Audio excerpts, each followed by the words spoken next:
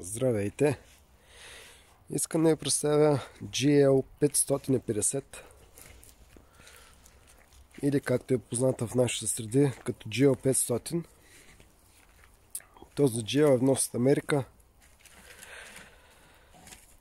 2012 година, Grand Edition, треслойна бяла перла. Този GL идва с джанти 21 цола, които са AMG с осветление на праговете. Разликата между този модел и между моделът, който е преди фейслифта,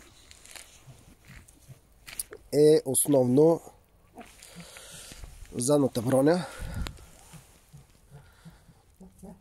Предната броня, както казах преди малко, е Grand Edition. Това са стоповете, които тук, за разлика от предния модел, са LED осветление. На предния модел с кружките. Да видим вътре по интериора как е колата.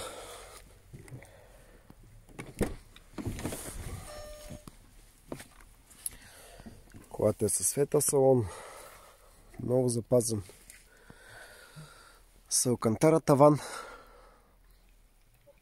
Много малко джипове с такъв таван. Всичко по нея работи, функционира. С кожено табло, разбира се.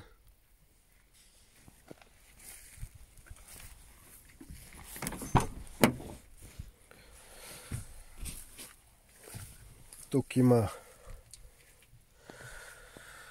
за климатика и за отопляне на седалките. Както казах, алкантара таван.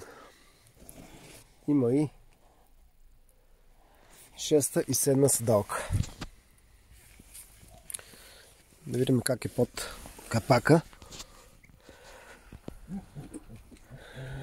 Под капака му се крие V8.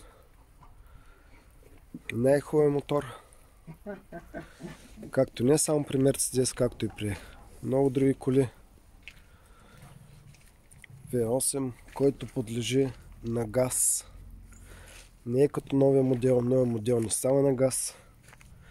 Но този модел е перфектен.